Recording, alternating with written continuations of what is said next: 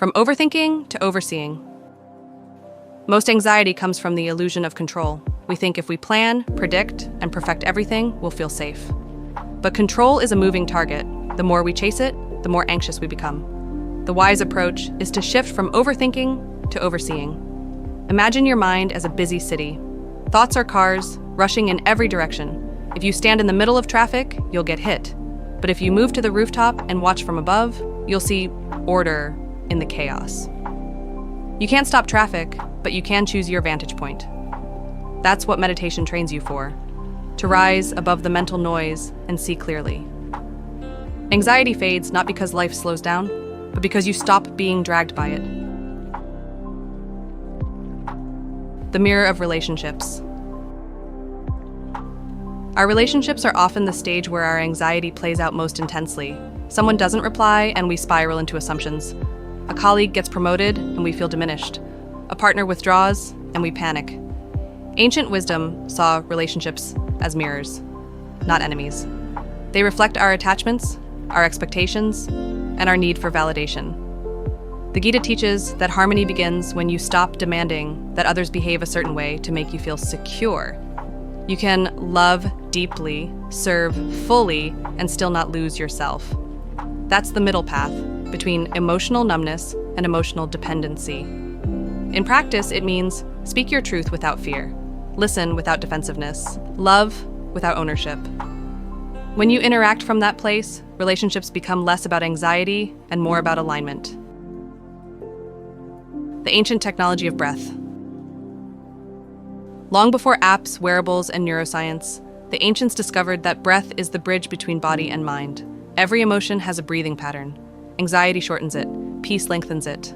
By reversing the pattern, breathing slowly, deeply, rhythmically, you can signal safety to your nervous system even in chaos. Try this simple technique. Inhale for 4 counts, hold for 4, exhale for 6. Do it for 5 minutes daily. It's not magic, it's biology. When breath slows, thoughts follow. And when thoughts settle, the world stops spinning so fast. The wisdom of acceptance. Equanimity doesn't mean everything will go your way. It means you can handle it when it doesn't. Acceptance is not resignation, it's clarity. It's saying, this is what is, now what can I do about it? The modern anxious mind wastes enormous energy resisting reality. I shouldn't have failed. She shouldn't have left. This shouldn't have happened. But the universe never consults our preferences. Reality just is. The only question that matters, how will I respond? Acceptance doesn't make life easier. It makes you stronger. And in that strength, anxiety dissolves. The inner dialogue. When your mind is restless, it whispers lies. You're behind. You're not enough. Everyone else is doing better. Ancient wisdom teaches you to meet those whispers with inner dialogue, to become your own guide.